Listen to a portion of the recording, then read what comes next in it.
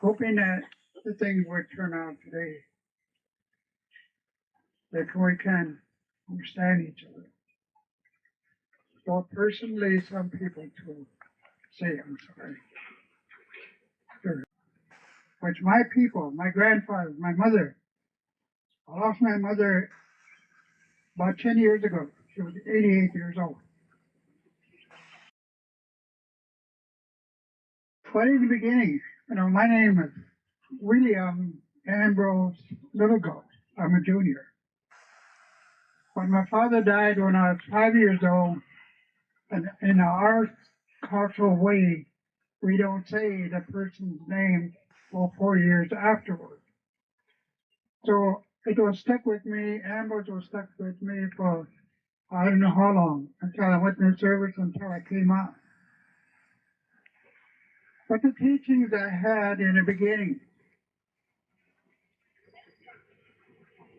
that I was born right after the Depression in 32. And I went to boarding schools, both the Catholic school and also the government boarding school. The first year, when I was 6 years old, I went to the Catholic boarding school. I didn't know a word of English, so the sisters used to slap us in the head, pull our ears, pull our hair. Don't you understand?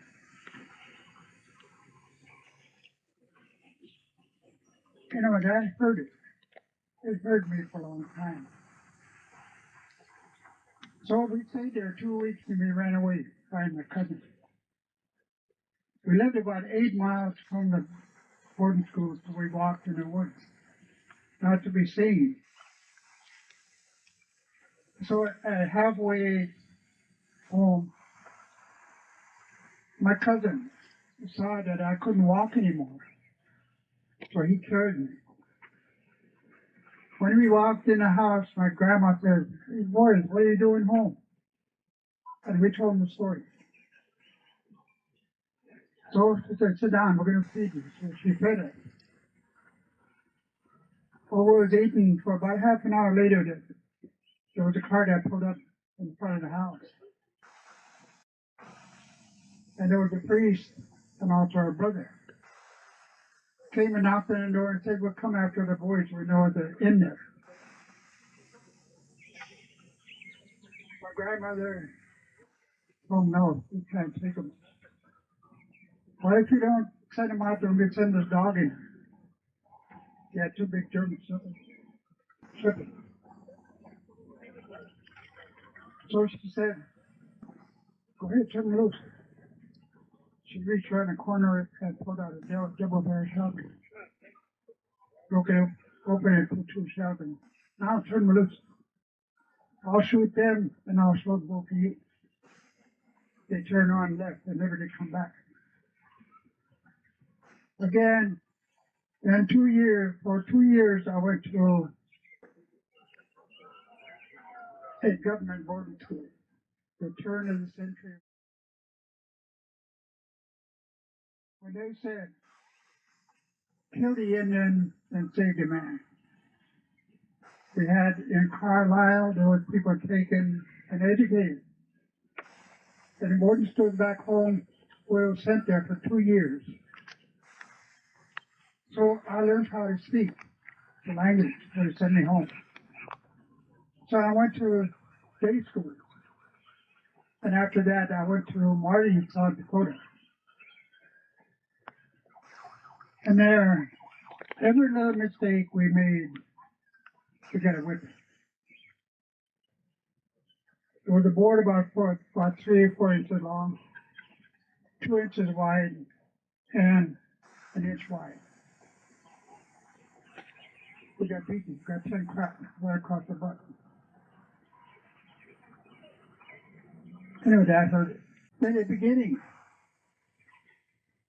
when Columbus came to this country,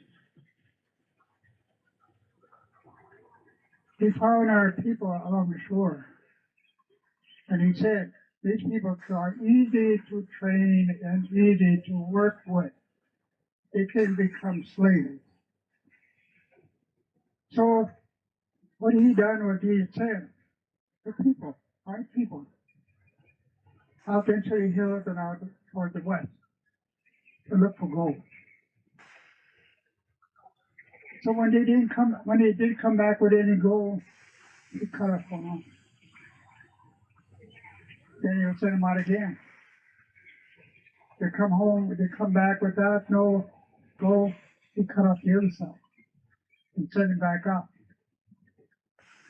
Then when they come back with nothing, then they kill the whole family. Our people were genocide in the beginning. Holocaust started in this country. Because all the people that out east were completely gone. The tribes. Right after the Revolutionary War, the United States government argued for 11 years to try to establish a constitution. They didn't come to no agreement. So what he done, and Sue sent a couple of representatives through to the Federation. The Federation was the six tribes of the people and the women organized a way of life that was comparable for all people, for all six tribes. And that's how the Constitution was ruled, by getting the knowledge from the women, in which we live by today. And we didn't come, it wasn't in our own country until the 1930s. We wasn't remembered. But again, the early days of my ancestors and my ancestors were all warriors. A long time ago, they didn't kill anyone. They touched them with a stick. If they sit in some place in a meeting to go up and touch a person, there was more bravery that and to kill a person. But after the Europeans come, they wanted to do away with that. And they put a price on our head. $200 a head, scalp. Regardless of women, children, old men, just so he was in India. I worked with the archaeologists for many years. And some of the places where we found little babies, the heads cut off, the skull crushed, and people just laying in a circle, all shot. And when we were chased out of Minnesota here, it was due to hunger. The warehouse was full of food. There was a man who was called Merrick, told our people, go, if you're hungry, go out and eat grass, and you're done. When he told our people that, our people, the warriors, got mad, they wanted to attack right there. But the chief said, wait. They got their strength up and they went. And the first one they killed was that Merrick. And they filled his mouth full of grass. He ate grass first. Then after that, some of this country you see here, that my grandfather, Black Eagle, had from Minnesota all the way down to Iowa. When when they asked him to come to a treaty and sign, he didn't want to give up his land.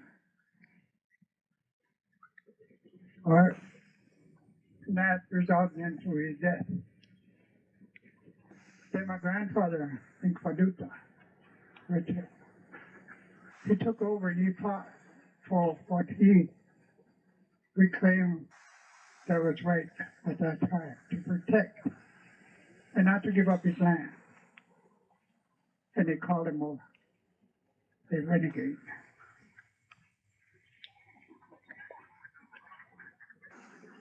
To this day, you know that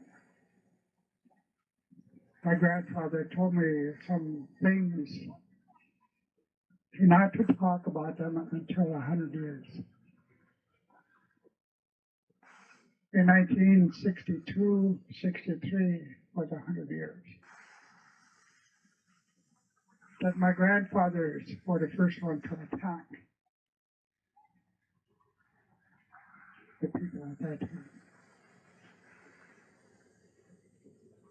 And we try to forget those things. We try to make peace.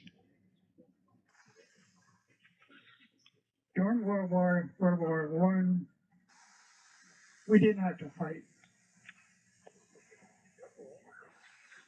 There was people that were in service and people were killed. There was a person who lost his life while going over. The ship was torpedoed and it sunk. World War II, there were a lot of our people that died.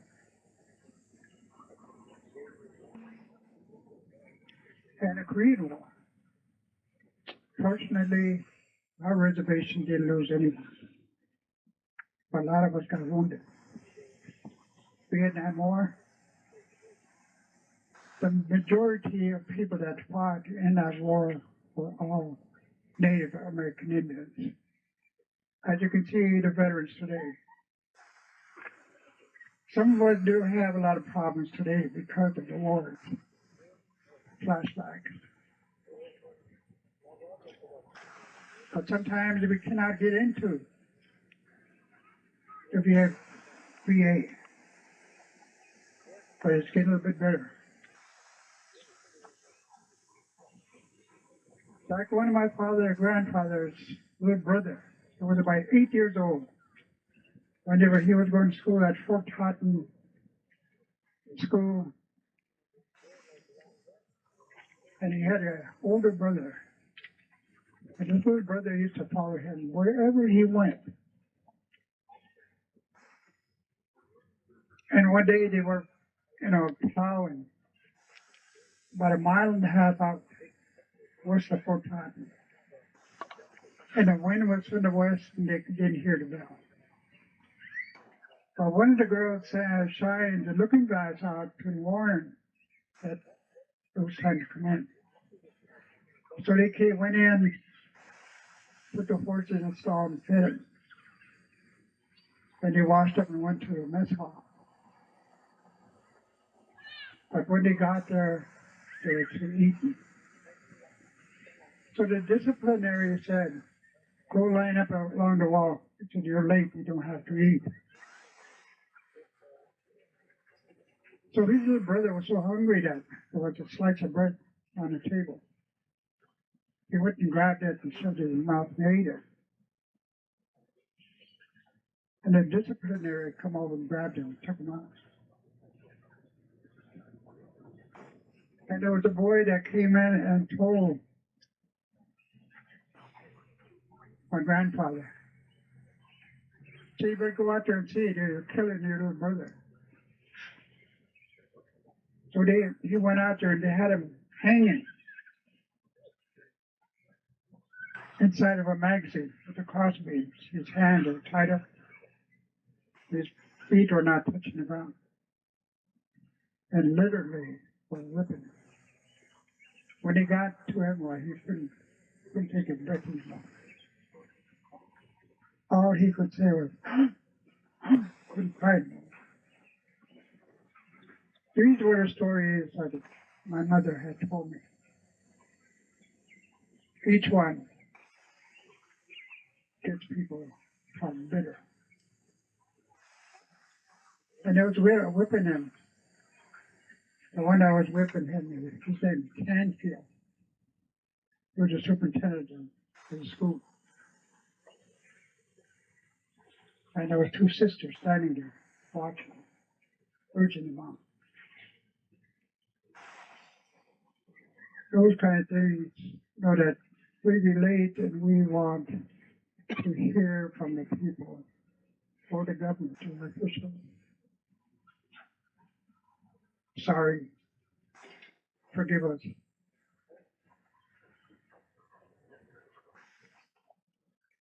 And as we were chased out of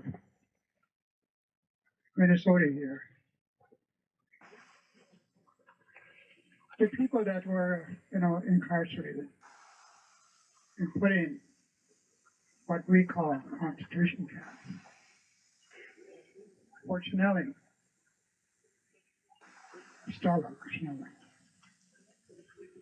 and my grandmother's, there was a grandma of mine that was shipped from that camp to South Dakota on a boat.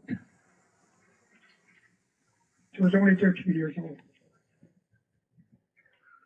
Way down to Fort Thompson, Oak Creek, Lower Blue area, where I have ancestors. Also told me the story. But each time in camp, Snelling, people died every day. Also smallpox. So they sold her at the gate, or he was handing out blankets.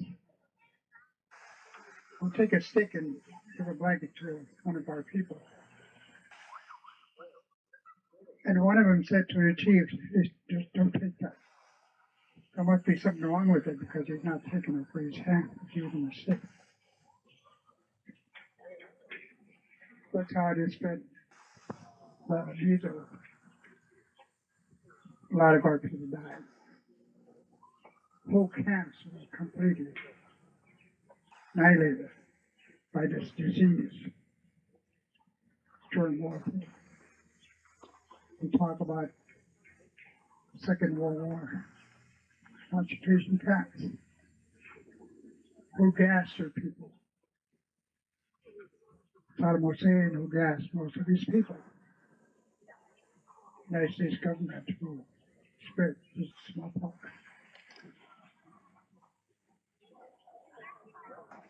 Second World War, there was already 6 million. Our people, 27 million. And there was one Texan who was telling me, he was proudly telling to another person. See, my grandfather used to sit on the porch and used to talk about when they used to go hunting Indian. Like there was some kind of an animal. California, when they used to go hunting, push the people over the bank or the cliff into the ocean. The atrocities that happened then.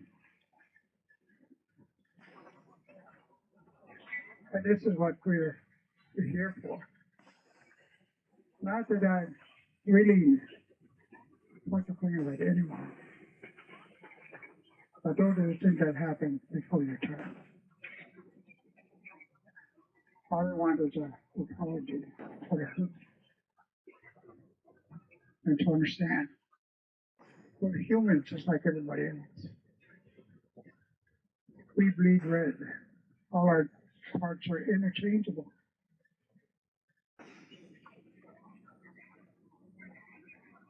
So this is why I'm here. I was requested by the tribal chairman to come and speak, to represent him.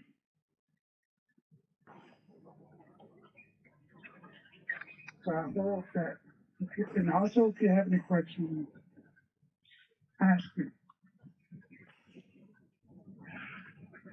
Maybe I'll say, forgive me, give me my leg back.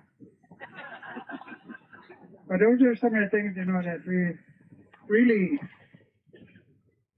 have in our mind. We know that during World War II,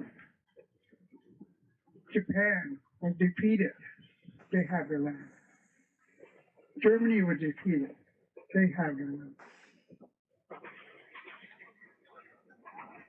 And also other countries that we fought that we have won, they have their land. And what little we have, the government wants. But the treaties that they have made in each one of these treaties, they never kept. Not even one. Now, one time there was a talk show